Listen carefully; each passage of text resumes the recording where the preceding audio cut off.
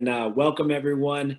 I am super excited, and I apologize for my voice, slipping away from me. But we it was interesting. Brian and I have had some lengthy conversation, and Brian at the beginning when he first came into LifeVantage, was a co-associate, and we worked with them as partners.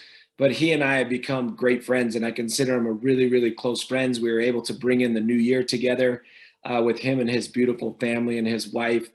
And I'm super excited because that collaboration has turned into really what a lot of us has been requesting. There's been every single one of you has asked me to some degree, hey, Right, is there any way that we can do kind of a collaboration on our products, specifically the science, how it works, why it works the way that it does? And Brian was all over it. He said, absolutely, I would love to do that. We picked Wednesday. We still have yet to determine what solid time we will have for everyone. So just be patient with us as this evolves, but we are committed to being in front of you with regards to absolutely amazing information that maybe you have never even heard to this point. I know there's certain things that I've listened to with Brian with regards to him assisting me with certain people as I've recruited, and I continually learn every time he opens his mouth. And he did a presentation that I watched. I watched the simplicity of it, but yet it was very sophisticated, but done in a layman's term with specifics to NRF2. And I asked him, I said, hey, let's kick off the year with that presentation, because I felt like that was the best explanation that I've ever heard for the 4 years that I've been here at LifeVantage. And so I'm honored and privileged to bring my great friend and also our VP, Brian Dixon, over product development. He is a brain amongst brain. I'm going to put his bio in the chat. So if you guys want to just copy and paste that to your notes or anything, it's really important that you just read through that bio. It will blow your mind, but it's way too long for me to go through it right now. And we will be off of this phone call at 5:55 so the everyone can join that premiere call. There's so much going on at corporate. There's so much going on with this company. It's a brand new year, and I'm super excited to bring on Brian Dixon. Brian, are you with me, my friend? Yeah, I'm here. Can you hear me all right? I got you, man. I got you. Yeah. So good to see you. Yeah, thanks for having me. And I really appreciate the kind words. You know, the feeling's mutual, the respect's mutual. And let me start by saying Happy New Year to everybody. And gosh, I didn't realize we were also science hungry here. So maybe I should say welcome science nerds as well. It's always good to be amongst my people. So I appreciate everyone taking the time tonight. But yeah, I'm going to run through a presentation centered around nutrigenomics, NRF2, and really kind of talking about disruptive innovation, especially in the nutrition space. I don't think we talk a lot about it, and I don't think we talk a lot about it because, quite frankly, until really recently, and that is the founding of LifeVantage, there really hasn't been a whole lot of disruptive innovation. So if we start, I think we should first define what is disruptive innovation. And I'm sure everybody on the call knows this, but just to kind of reset the playing field, it's an innovation that creates a new market and eventually disrupts an existing market that will displace even the most established market-leading companies and products in the world. So let's talk about a few examples. I mean, think about the telephone. Are any of us really wired to the phone anymore? I'm sure we all at least have a cell phone, and maybe just a few of us still have a landline. Think about what the car, and especially Henry Ford, did to the horse and buggy market. In fact, we might be in the midst of another disruptive innovation. And who knows, someday we might be driving around in self-driving electric vehicles. Think about what the internet has done to the encyclopedia market. I mean, I'm old enough to remember door-to-door salesmen going around selling encyclopedia sets. In fact, we had a set in our house, but not just encyclopedias, but think about what the internet has done to just libraries even. I mean, I can't remember, embarrassed to say, the last time I went to a library. There's a really interesting story around Kodak, right? We used to think of them as the film and camera company, but maybe you guys have heard the story that sometime in the 70s, Kodak was approached with the technology to do digital photography. If you can believe it, it seems crazy now, but they actually declined on that opportunity because they said it would cannibalize their film sales. Kodak is no longer in business as we know it today. So it's not just the cell phone disrupting the hardwired phone market, but think about what the launch of the iPhone did to the cellular phone company or this cellular phone business. I recently rewatched the launch video from Steve Jobs. He had to say no fewer than 5 times that this one device could store all your music, could make calls, and actually search the internet, right? People couldn't comprehend that when it was first launched. And now we expect our phones to do all of those things and so much more. In fact, if you think about it, we hold the whole sum of human knowledge in our hands now, right? We have access to it at least. Unbelievable. I mean, think about how we're meeting here tonight. I'm old enough where I used to have to make my presentations on little, I don't even remember what they're called anymore, but literally little photographic slides. We'd have to take pictures of what we wanted to present, and you had to load them into a carousel and hope you got the order right as you were going through your slides. Then think what Keynote, PowerPoint has done to digital presentations and how we're all meeting here tonight over Zoom. The gig economy, think about what Uber and Lyft have done to the taxi industry. Think about what Airbnb and VRBO have done to the hotel and resort industry. And I think I'd even put direct selling in here as well. Think about all these like side hustles that are going on now. And this gig economy is really taking over and changing retail as we know it. But let's tie this back into disruptive innovation in nutrition. And to have that conversation, I want to say it this way. I doubt anybody will know the answer to this, but do you know when the last 3 essential vitamins were discovered? Vitamin K was discovered in 1939. Folate was discovered in 1941. And the last vitamin to be discovered was vitamin B12 in 1948. So why do I throw these dates up there? Well, we have literally known for the last 70 to 80 years everything the human body needs to function. And I think this is why we see so many different marketing spins, especially around vitamins, minerals, antioxidants, is because they're trying to put some new marketing spin on what is really very old technology. This isn't rocket science. We know what the human body needs to function. But where has there been innovation in nutrition? And I would argue, like I said at the beginning of this call, that there really hasn't been any innovation until the founding of LifeVantage. And that innovation, if you ask me, is nutrigenomics and just a complete switch in how we can utilize nutrition to actually be health promoting. So we really are in the midst of this nutrigenomic revolution. And this concept of nutrigenomics is, as I'm sure most people on the call know, it's nothing more than nutrition working to turn on or activate health promoting genes. In fact, these genes are so important to our overall health and well-being. They have names like anti-stress genes, survival genes, detoxification genes, antioxidant genes, anti-aging genes, survival genes. I mean, it goes on and on and on.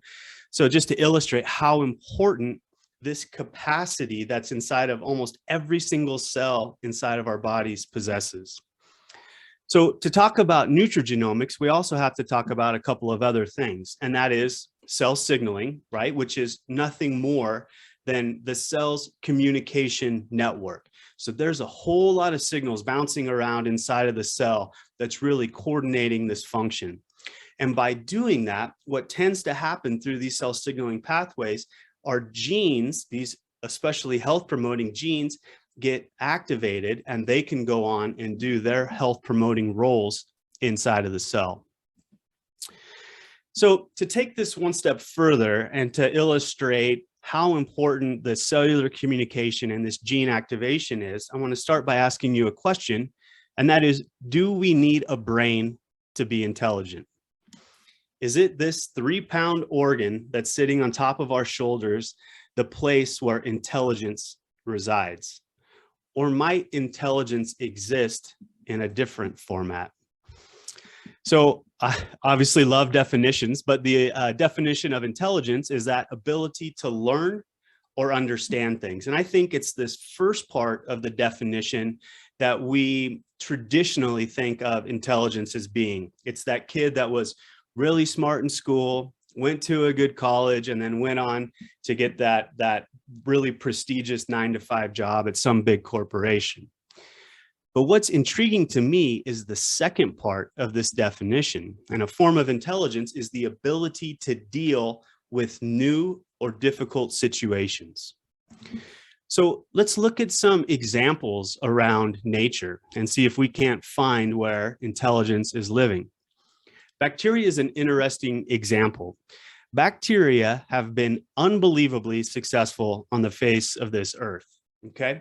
If we took all of the bacteria on earth and put them on one side of a scale, and we took all the humans on earth and put them on the other side of the scale, do you know that bacteria would far outweigh the mass of humans that are on this planet?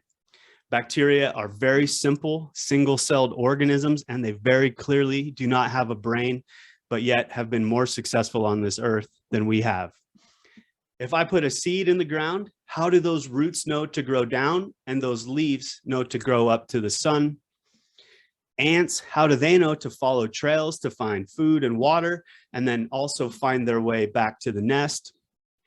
Fish, how do they know to swim in schools for safety?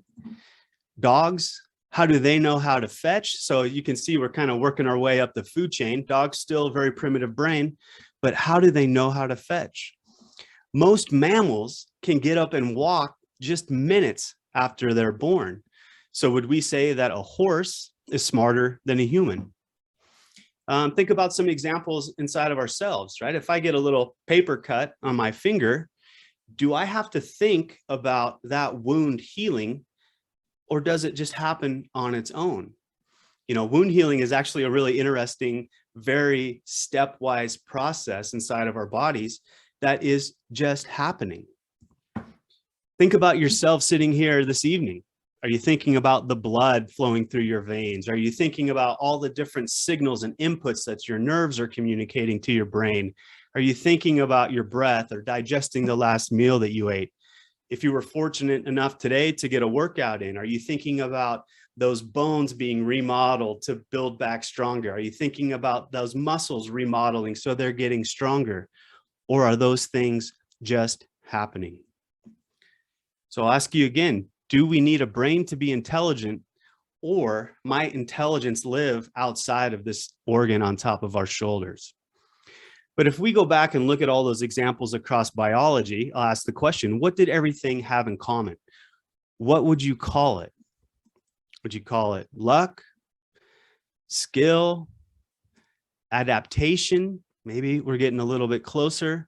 But if you were to ask me, I would call it instinct, right? All of those examples just know how to do what they're doing. But where would that instinct live inside of our bodies? Well, again, if you ask me, that instinct is going to live inside of our DNA, and more specifically, inside of our genes. But if you think about it, our DNA is really pretty inactive. It's just sitting there, and it comes to life when it gets the right stimulus. But the analogy that I like for our DNA and our genes is like the blueprint that's on the screen. Is there a lot of information on that piece of paper? The answer is yeah, absolutely. But can that piece of paper actually build the house? Can it swing a hammer? Can it pour the concrete? Right? The answer is of course not. And this is exactly how our DNA and our genes are working. DNA and our genes are nothing more than the information for the cell to do something. In fact, it takes a very skilled worker to be able to read this piece of paper to then direct a bunch of other skilled workers to ultimately build the house. Okay, so then who or what would be the workers inside of the cell? Well, it would be proteins, and probably better put that it would be protein enzymes. And enzymes are like these little machines inside of our cell that are actually conducting all the biochemistry. They're running these assembly lines inside of our cells. Okay, so now we know where the information's coming from. We know who the workers are, but who is the boss inside of the cell? And the answer is, it's these cell signaling networks, right? This communication network that lives inside of our cells. And more importantly, and more specifically, it's these highly coordinated cellular signaling pathways inside of our cells that are directing everything that's going on inside of it. And it's really nothing more than A tells B, B tells C, C tells D, D tells somebody else, and then something happens inside of the cell. And so if I actually pull up an old cellular signaling chart that I used to use in graduate school, it would look like this. And I'm not going to walk through this, but I put it up on the screen to illustrate how complex these cellular signaling pathways are. And this is just one of hundreds, if not thousands, of different cell signaling pathways inside of our body. But again, to break it down in its most simple terms, something's activating A tells B, B tells C, C tells D, and then something happens inside of the cell. So then what's actually initiating this cell signaling? What's activating protein A there? And the answer is, it's these things called receptors. And receptors are nothing more than little sensor molecules that are floating around inside of our cells. And they're floating around until the right stimulus comes along and activates it. And then we get that chain of events that occurs. And there's a lot of specificity with the signal, the signaling molecule that actually binds to the receptor. So there's lots of signals floating around and there's a lot of receptors floating around, but there's a lot of specificity, and it's a lot like a lock in a key. So just like the key to my front door won't unlock your front doors, your keys won't unlock my front doors, there's a whole bunch of specificity that's going on. But to put it even a little bit more simply, I like to think of these cell signaling pathways as being like a chain of dominoes, okay? And if you've ever seen these big domino shows, you know that they'll be setting up these dominoes for hours, if not days. And then afterwards, they like to have some big grand finale that occurs, right? So something is happening at the end of these spectacles. So here, I'm going to show you just a quick video. There's no sound, but can you see on the screen all of those different aspects we just briefly touched on related to cell signaling? So can you see that signaling molecule would be that gentleman's finger? The receptor, or that sensing molecule, would be that first domino. And then A tells B, B tells C, and ultimately something big happens.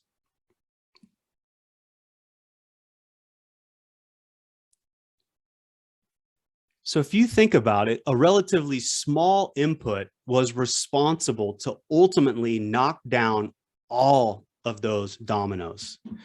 And this is important when we're talking about cell signaling and the consequences it can have to our health, because there is signal amplification that can occur through these cell signaling pathways. And I can give you a couple of real world examples you might be familiar with. If I was a bodybuilder going to the gym and I injected just relatively small amounts of testosterone, I would be able to put on unphysiological amounts of muscle mass. We give women tiny little birth control pills and we can completely remodel their reproductive physiology. Small inputs can have massive consequences inside of the cell. And that's because of the signal amplification that can occur. So here's, sticking with that domino analogy, here's another way that we can kind of illustrate that point. So that first domino is weighing just a couple of grams, a fraction of an ounce, and that last domino is going to weigh right around 100 pounds. So watch how we can get that signal amplification to occur. Right? It's amazing. And this is the power of cell signaling. And this is what's coordinating cellular function. So if we ask ourselves, then what is the purpose of these cell signaling pathways? Well, ultimately, their job is to be able to react and respond to both their internal and external environments. Remember that definition of intelligence, the ability to react and respond to new and difficult situations. This is where that intelligence or that instinct is living. And it literally doesn't matter what cellular signaling pathway I show you, but they are all working in the same way. Something activates A tells B, and ultimately something is happening inside of the cell. Now, it's interesting. LifeVantage was founded in 2003 based on this notion of nutrigenomics. But what's interesting is that term nutrigenomics wasn't even identified or coined until 2004, and in my mind, solidified in the scientific literature in this paper in 2005, right? So 2 years after the founding of LifeVantage. But this paper is so important to that concept of nutrigenomics because these researchers wanted to answer the question, why is chocolate, and specifically that dark, bitter, maybe nasty chocolate, so good for us? And specifically, why is it so good for cardiovascular health? So it's interesting. So the scientists, they went in and they started teasing out the different components of the chocolates. And like scientists do, they try to start with the biggest, easiest things first. But they weren't able to replicate the health benefits of chocolate with these compounds that were found in the largest quantities. It wasn't until they started looking at these compounds in chocolate that were there in relatively very small quantities inside of the chocolate that they started to see these cardiovascular health benefits. But what was even more perplexing was when they gave these compounds back to humans, they found that they were very poorly absorbed. They were very quickly metabolized. So what made it in was very quickly metabolized and very quickly excreted from our bodies. So how could compounds that are found in very low concentrations, that are absorbed very poorly, are very quickly metabolized and excreted from the body, how could they possibly be having these huge consequences on cardiovascular health? Well, after a series of follow-up studies, what they found was these compounds couldn't make it directly into the cell. They were just too big to diffuse through the cellular membranes. What they found was that they were binding to the receptors, those sensor molecules, activating cell signaling pathways and turning on protein enzymes that were beneficial to cardiovascular health. Just an absolutely amazing story of how nutrition can be leveraged through cell signaling to turn on these very important health promoting genes. And so this is the concept across the entire product line, where we look for the nutrients or the signaling molecules that can activate these receptor sensors or the switches where we can then yield the health benefit from them, right? With Protandim NRF2 synergizer, same story. The nutrients or signaling molecules activating the switch that are ultimately turning on these health promoting genes. The same with Protandim NAD synergizer, right? The signaling molecules activating the switches or the receptors inside of the cells to ultimately yield their benefit.